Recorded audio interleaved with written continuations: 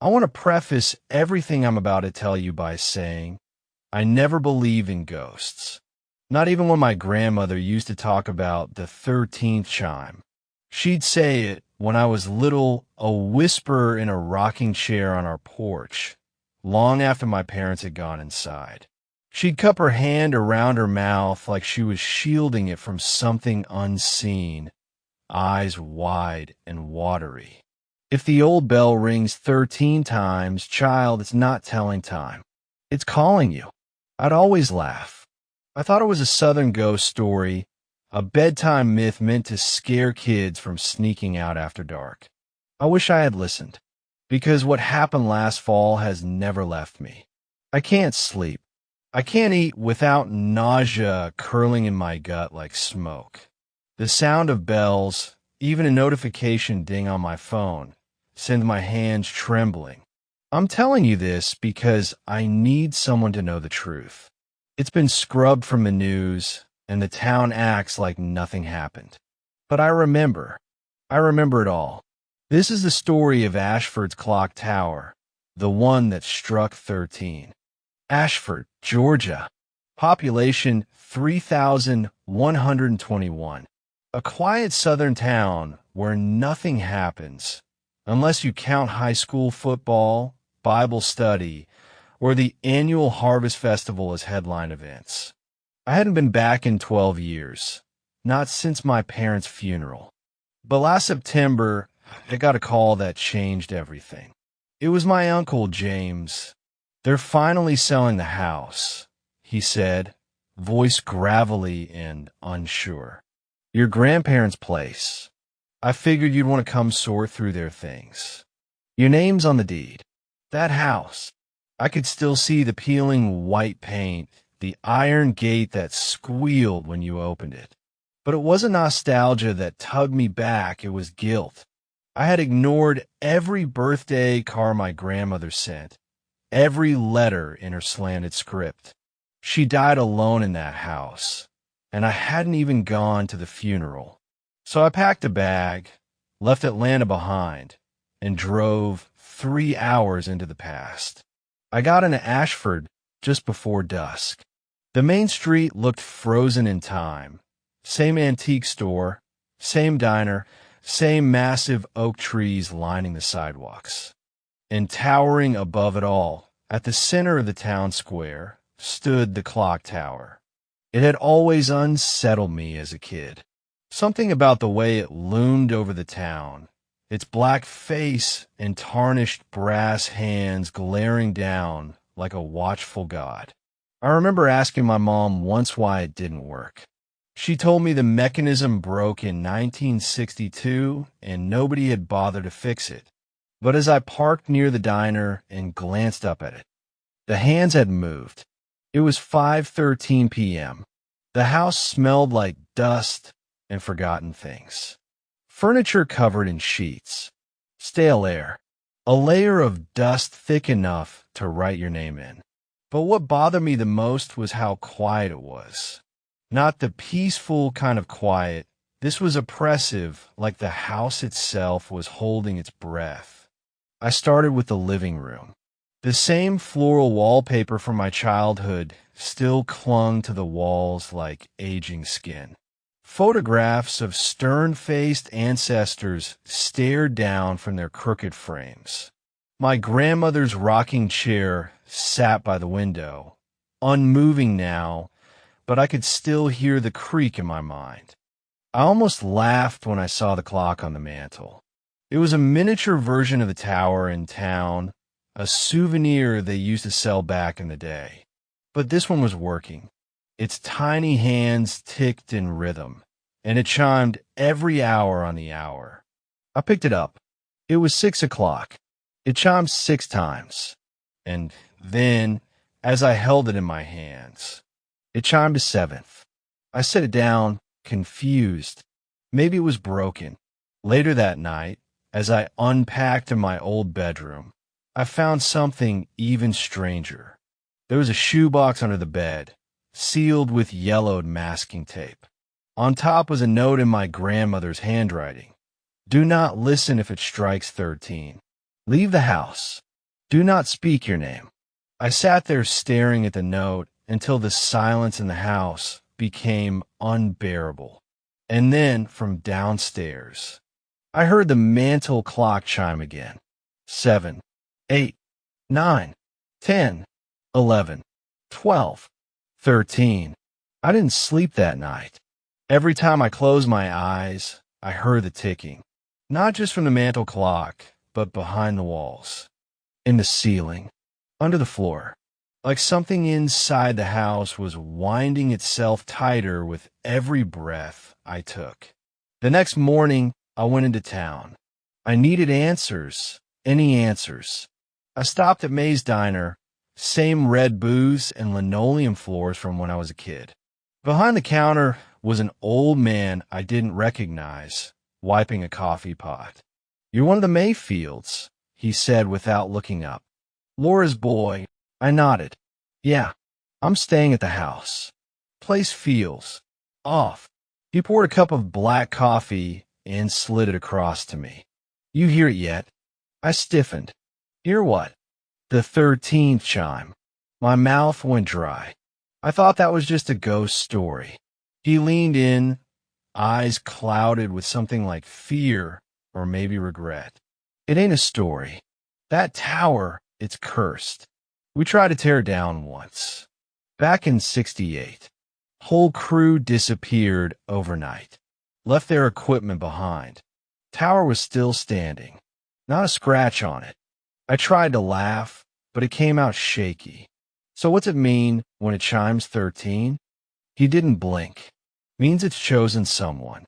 I left without finishing my coffee. Back at the house, I couldn't shake the feeling that something was watching me.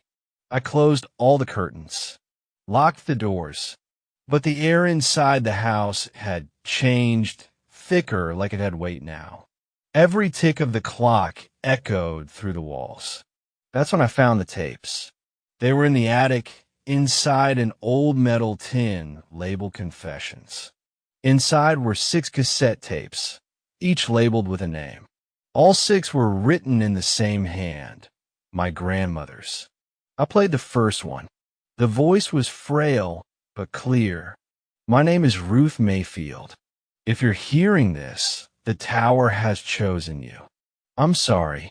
I tried to stop it. She went on to describe a dream, always the same.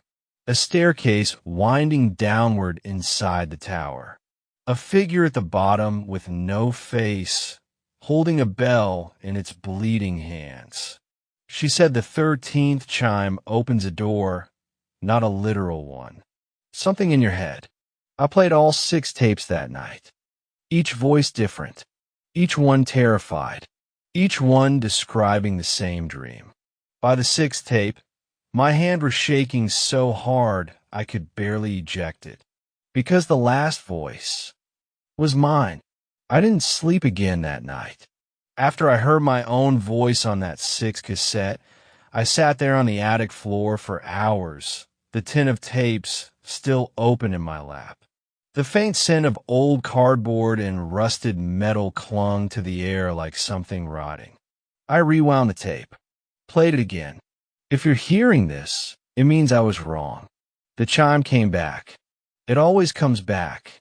It was my voice, just slightly off, slightly older. And at the end of the tape, just before it hissed to silence, there was another sound layered faintly beneath the static. A bell.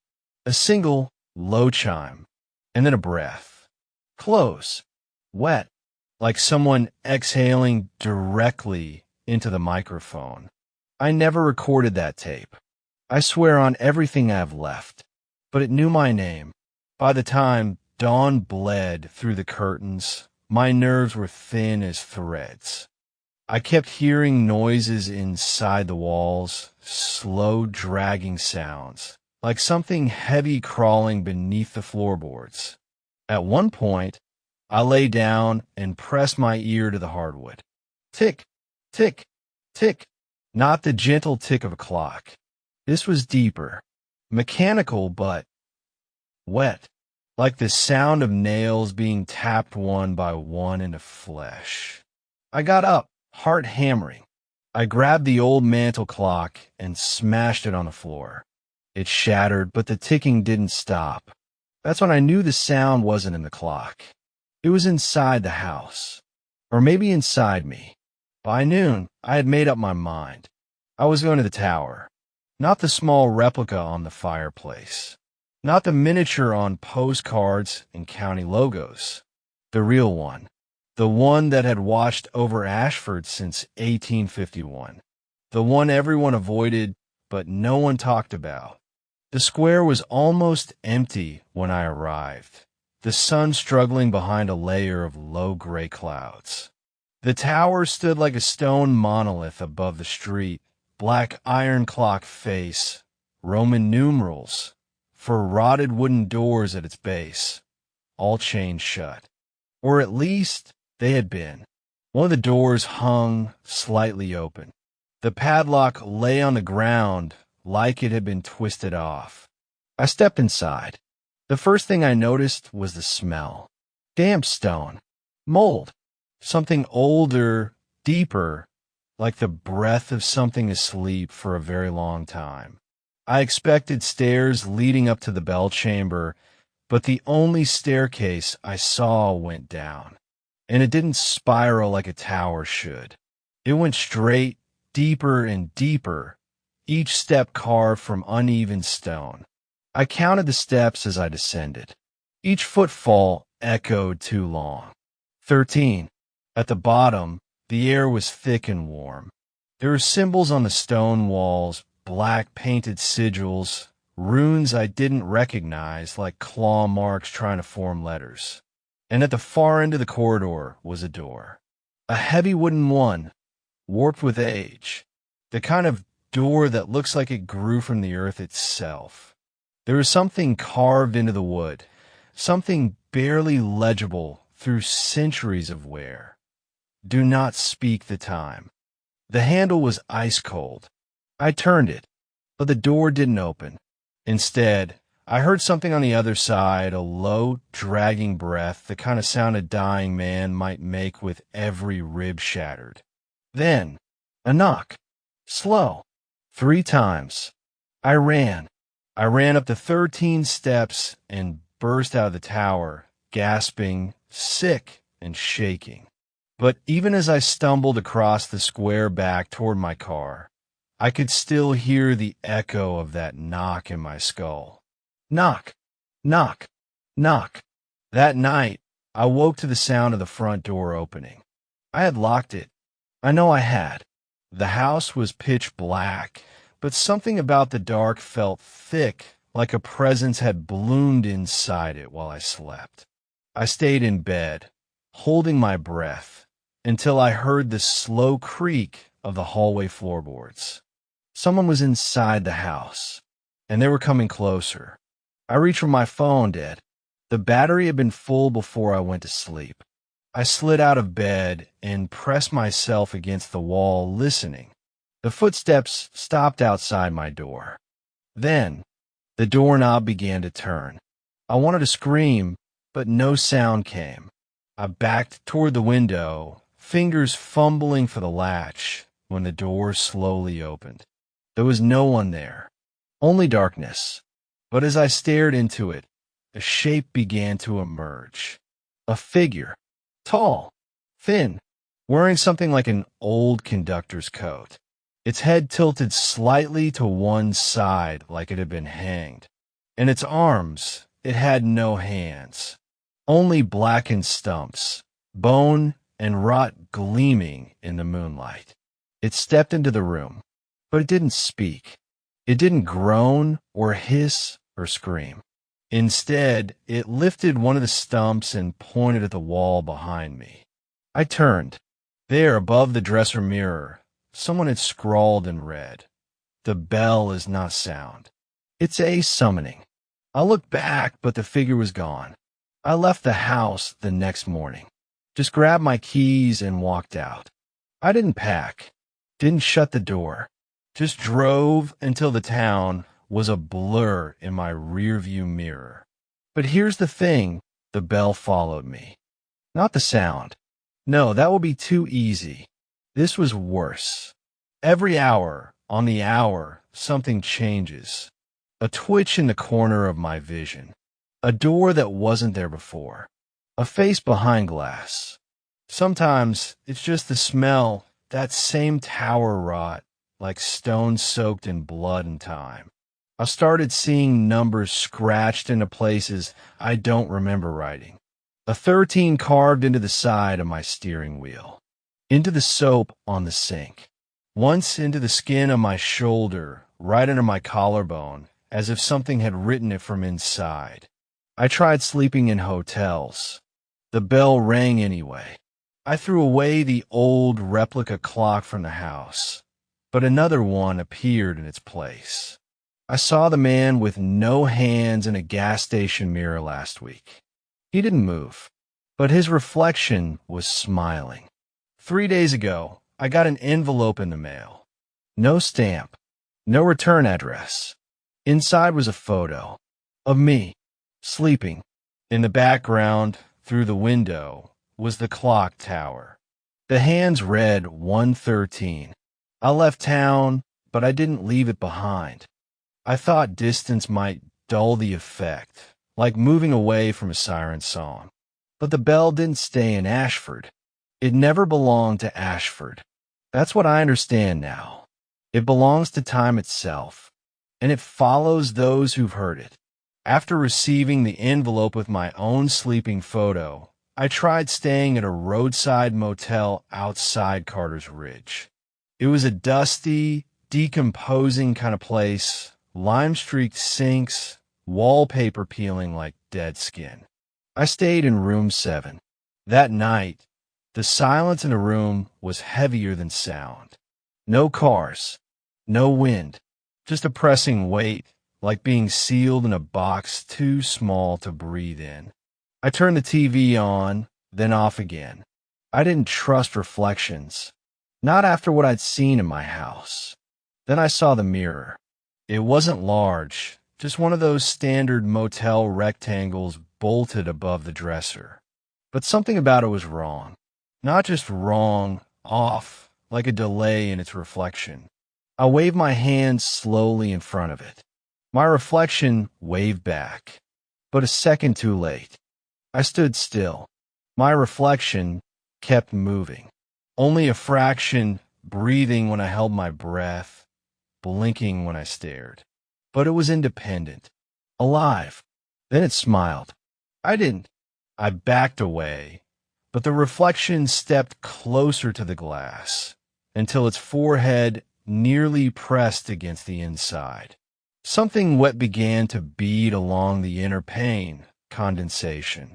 From the inside, that's when I noticed the time on the microwave clock behind me, 1:13 a.m. And the mirror? It cracked.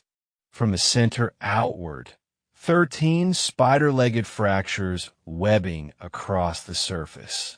I left that motel and didn't look back.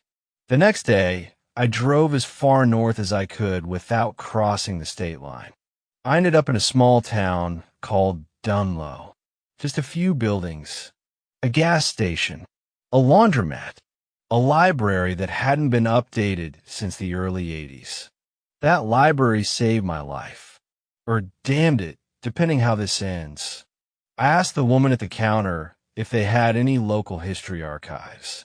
She gave me a strange look, but nodded. Back room. Metal shelves. Dust thick enough to smear in.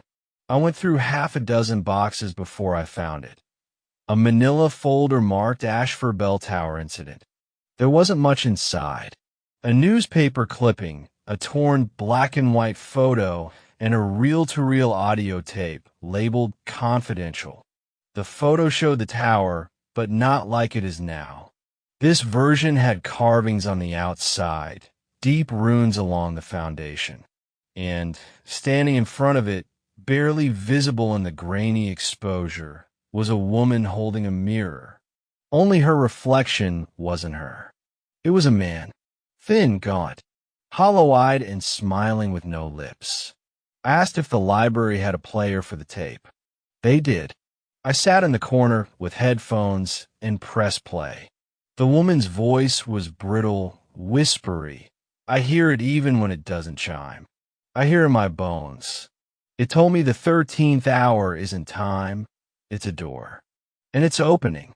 Every time the bell rings, something steps through. I saw it crawl from the clock face like oil made of teeth.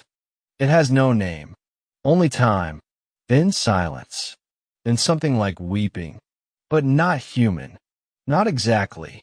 Then a single word growled, soon. I turned off the tape, left it right there on the table. I don't think anyone's played it since 1953. For good reason. The next week was worse. I started noticing people who didn't belong. At first, I thought I was just tired, paranoid, seeing faces in crowds that weren't familiar, but somehow felt recognizable. Then I noticed it, the same 13 faces, always the same. Men, women, even a boy, maybe 12. Always the same blank expressions, always standing at a distance. Sometimes outside a store window, sometimes at a gas station. Once at a rest stop, every mirror in the bathroom reflected only them, no matter which way I turned. I tried to snap a photo.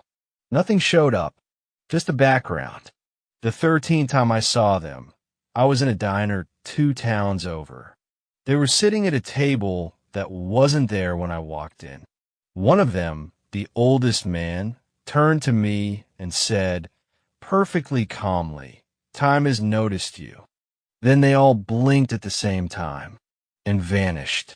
2 nights ago, I dreamt of the tower, but not like it exists now, not even like in the photo from 1953. This version was alive. Veins of black metal pulsed through the stone. The clock face was covered in skin, stitched together from dozens, maybe hundreds of screaming mouths. And the bell at the top. It wasn't made of brass or iron. It was bone, shaped like a jaw, with 13 teeth, each one engraved with a symbol I couldn't understand. The bell didn't swing. It breathed. And when it chimed, it didn't ring, it whispered. My name, over and over. Waking up didn't help. I found myself already standing outside, barefoot, shirtless, in the middle of the woods, miles from the motel. And in my hand, a shard of mirror, still warm. I returned to Ashford. I had no choice. If I was going to die, if this thing was going to take me, I needed to know why. Needed to see it. Needed to understand what the 13th hour really meant. But when I arrived, the tower was gone. Not destroyed.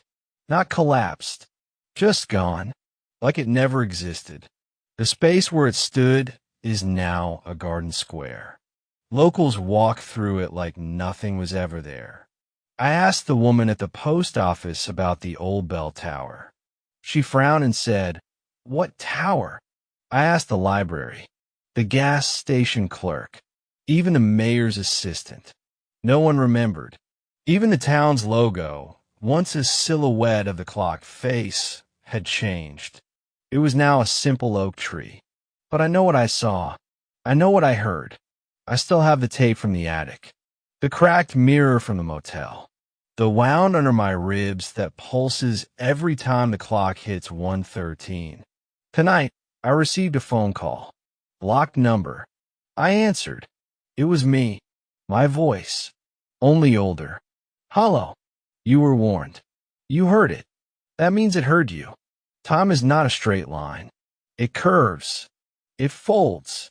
And at the 13th fold, it eats what remembers." I asked what it wanted. The voice on the other end chuckled. It wants a witness. Then I heard the bell again.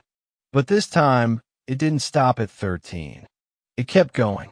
14, 15, 16, and with each chime, something woke up inside me. Something old. Something that's been waiting for someone to look at the tower. And remember, I returned to Ashford, compelled by an unseen force.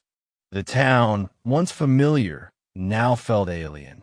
The streets were deserted, and the air was thick with an oppressive silence. The clock tower, which had vanished, now stood tall once more, its presence undeniable. Approaching the tower, I noticed the door ajar, inviting yet foreboding. Inside, the air was damp, and the scent of decay was overwhelming. The staircase spiraled upward, each step creaking under my weight.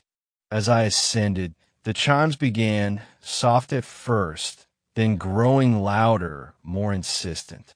At the top, the bell chamber awaited. The massive bell, blackened and cracked, hung ominously.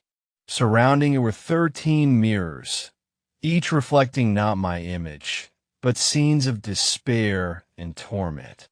One showed a version of me, eyes hollow, mouth agape in a silent scream.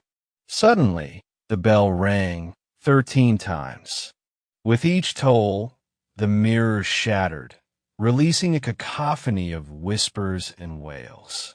The air grew colder, and a shadow emerged from the bell, its form shifting and indistinct. The shadow spoke without words, its thoughts invading my mind. It revealed the truth.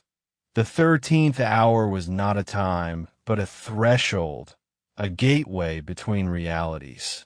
The tower was the anchor, and I was the key. Memories flooded back, visions of past lives, each ending with the tower's chime. I was trapped in a cycle, reborn only to return to this moment, this revelation.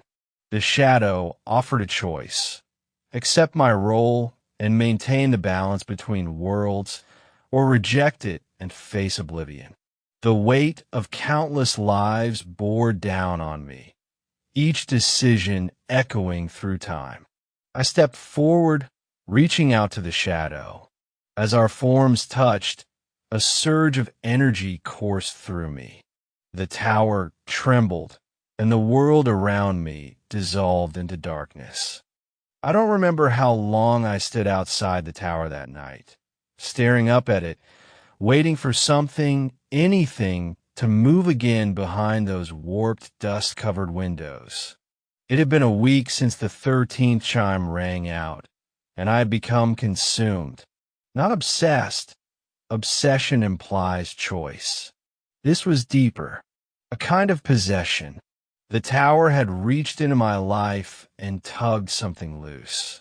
I hadn't been back since the night of the anomaly, but the sound haunted my sleep. It wasn't just a bell. It was layered. I heard grinding beneath it, a slow inhale behind the chimes, like breathing, mechanical and wet. And I wasn't the only one hearing things. 3 houses on the same street, as the tower had filed complaints to the council about strange vibrations in the walls and persistent headaches. I met one woman, Mrs. Hallbrook, whose dog began whining every night precisely at 12:59 a.m. Then last night it died. No illness, no explanation. She found it with its paws over its ears, bleeding from the nose. That was the moment I knew I had to go back inside. The tower wasn't finished with us. I returned during the day, hoping logic and sunlight would armor me. I brought my camera this time, a notepad, and a spare flashlight, though I had no intention of staying until dusk. Not after what I'd seen. The caretaker was gone again, as always. His car was missing, the gate unlocked. Inside the tower, the air had changed. It wasn't just musty anymore, it was warm, sticky, like walking into someone's open mouth. Dust floated in the sunlight in slow, deliberate patterns, and the silence. It wasn't empty. It felt pressurized, like the inside of a sealed jar. I made it up the steps with deliberate caution. Nothing seemed different at first. But as I neared the upper chamber, I noticed a door I hadn't seen before. Small, almost like a dumbwaiter embedded into the stone beside the stairs. It was made of metal, old iron, rusting, hinges crusted shut. I pulled it open. Inside was a void, not darkness. A void, like looking through a tunnel that bent away from sight, swallowing light. I leaned in, and that's when I heard it, a slow, rhythmic clicking like something spinning far below. The mechanism. Something was still turning inside the clock, something far older than any mechanical system should be. I wasn't the first to notice this. I found it tucked inside a drawer of the caretaker's desk, buried beneath stacks of old inspection forms. A journal, bound in cracked leather, the name etched inside the cover in smudged ink. R.G. Thorne, 1897. The entries began routinely. Maintenance notes, temperature fluctuations, gear replacements.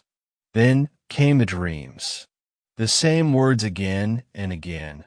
She hides in the hour between 12 and 13. She waits behind the cock. Then, on October 12th, last night the gears turned backward. At 12:59 the world stood still, and I saw something inside the face of the clock. Her mouth opened, but no sound came. Only heat. It's breathing, and I think it wears the bell like skin. That last line chilled me. It wears the bell like skin. Suddenly, I thought back to the day I stood beneath the tower and saw movement in the face of the clock. I'd assumed it was a trick of light or reflection. Now, I wasn't so sure. Over the next 3 days, things spiraled. First came the nightmares. I dreamt I was back in the tower, except everything was reversed. The stairs led downward instead of up. The hands of the clock spun counterclockwise, and every step I took sounded like metal screaming. I would reach the bottom and find a massive bell, hung upside down, dripping what looked like thick black sap. Inside it, something squirmed. Then came the real-world hallucinations. I saw faces in the windows where there were none. I woke up with soot on my hands, though my apartment didn't even have a fireplace. And always the ticking followed me, subtle, mechanical, yet wet. That was the worst part. How organic it had begun to sound. Like teeth chewing on gears. Like lungs forcing themselves to move. I wasn't sleeping. I wasn't thinking clearly. But I was documenting. I have the photos, the recordings, the entry logs. Because I knew something no one else did. The clock was preparing to chime again. It happened again on the 5th night. Not midnight. At 1:13 a.m. I heard it before I saw it. This time, the chime wasn't a ring. It was a cry. Low, guttural, like someone gasping their first breath after drowning. The bell didn't just sound, it resonated inside me, pulled at the pit of my stomach. I dropped to my knees, clutching my ears, and felt something tick just behind my eyes. When I looked up, the entire sky above the tower shimmered just for a moment, and I swear it bent inward, as if the tower wasn't built to reach up, but to pull down. After that, the dreams changed. Now, in the dream, I stand beneath the bell, and it's open at the bottom like a flower. Inside hangs something impossible, flesh and metal merged together, a rib cage made of gears, a spine running through pulleys. It breathes and pulses, and inside it, curled like a fetus, is a face I know. The final confirmation came yesterday. I was reviewing old census records, trying to find more about R.G. Thorne. The name didn't appear on any death certificates, but there was a report of a missing person, a man matching his description, last seen entering the bell tower, carrying a journal and speaking in reverse. Reverse. That's when it hit me. The audio recording I'd made of the last chime, when I played it backward, it spoke. A whisper, wet and mechanical. You are the 13th. Not one of 13. Not the last of 13. The 13th. The missing number. The hour that doesn't exist. The gear that turns backward. Tomorrow, I'm going back inside. I've traced the void behind the metal door. There's a hidden mechanism below the main chamber, a lower level that was sealed after the original construction. Thorne wrote about it once. Said it should never be opened again, not unless you're ready to become what you see. But I have to. If I don't, the bell will ring again. The 13th hour will consume someone else. Or maybe it already has. Maybe everyone on my street has begun hearing it too. I've left this record here, and if I don't come back, it's because the mechanism beneath the clock has finally chosen. Not just a time, a body. The air was thick with anticipation as I stood before the iron door at the base of the clock tower. The journal entries of R.G. Thorne echoed in my mind, warning of the hidden mechanism and the entity that lurked within.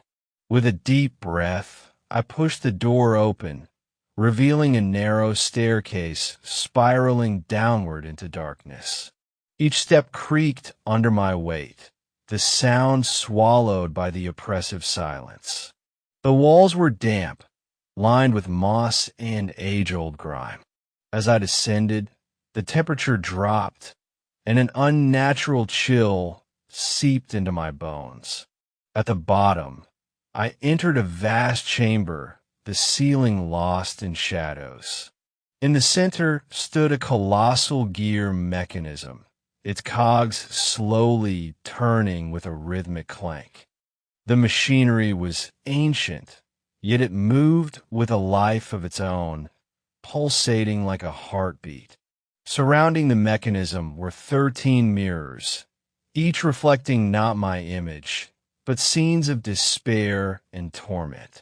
One showed a version of me, eyes hollow, mouth agape in a silent scream. Another depicted a child, trapped and crying, reaching out for help. A low hum filled the chamber, growing louder until it became a deafening roar. From the center of the mechanism, a shadowy figure emerged, its form shifting and indistinct. It had no face, yet I felt its gaze pierce through me. The entity spoke without words, its thoughts invading my mind. It revealed the truth. The 13th hour was not a time, but a threshold, a gateway between realities. The tower was the anchor, and I was the key. The entity offered a choice: accept my role and maintain the balance between worlds, or reject it and face oblivion. The weight of countless lives bore down on me, each decision echoing through time. I stepped forward, reaching out to the entity. As our forms touched, a surge of energy coursed through me. The chamber trembled, and the world around me dissolved into darkness. I didn't want to walk back into that tower. I hadn't slept in 3 days. My hands wouldn't stop shaking, and I could still feel the phantom tick of the mechanism beneath my feet. When I closed my eyes, I saw the 13th bell swinging in unnatural silence, saw the shadow thing perched in the rafters above it, long limbs knotted into impossible shapes, watching me with no face and too many teeth. But the worst part wasn't the tower. It was the people who still didn't believe me. People who smiled too easily when I told them the bell had rung 13 times again, always at 1:13 a.m., even though the tower had no functional mechanism anymore. Even after I'd shown them the audio recordings. Even after I'd dragged them there, stood with them beneath that cursed wood and brass monster as it ticked with no electricity, no working gears. They looked up at the face of that dead tower, like it was just a charming relic. They couldn't hear it, couldn't feel the hum of pressure beneath their feet. But I could, and so could two others. Eli, the historian who'd first told me about the forgotten renovation in 1913, the one that added the extra hour to the tower's internal design before the city tore the blueprints down. And Mariana, my sister, who hadn't spoken a word since the first night the tower struck 13 while she was standing beneath it. We'd all heard it, and we knew we had to go back one last time. Not to escape it, but to understand it. Or maybe to end it. 1:04 a.m. The descent we returned through the maintenance entrance behind the old town hall. The staircase spiraled downward, not upward like you'd expect. That had never made sense to me until I learned about the second chamber buried beneath the foundation. Eli called it the hour that was buried. The blueprints he found had referred to it in cryptic terms, an inverse of time, suspended. When 13 strikes, the gate opens. The wooden steps creaked under our feet. Each of us carried a lantern, the kind that took real fire. Electric lights never worked inside this place anymore, not since the last surge that melted the circuit box like wax. The deeper we descended, the thicker the air became. It smelled like mildew and copper, and something else I couldn't place. A smell like something old and wet, locked away for decades, still breathing. When we reached the base, the walls were stone, carved in a circular fashion, leading toward a door none of us had seen before. It had no handle, no hinges, just long rust-colored streaks on the stone around it. What if it won't open this time? I whispered, not even sure why I was hoping it wouldn't. Eli pressed his hand against the center. It will. It's waiting. And it did. 1:12 a.m. The chamber of the 13th bell, the door opened inward, and behind it, the original bell chamber. Not the one above the city, but a mirror of it, reversed and buried. And hanging in the middle, suspended not by chains, but by sinew and coiled muscle-like cords, was another bell. Taller, thinner. Its surface was covered in etched symbols I didn't recognize. Not letters, not numbers, something older. The air buzzed around it like static. We didn't speak. We couldn't. Not anymore. The moment we stepped in, our throats closed like invisible fingers pressed softly around our necks. Just enough to remind us we were allowed to breathe, but barely. The only sound was the steady tick. Tick, tick of something overhead.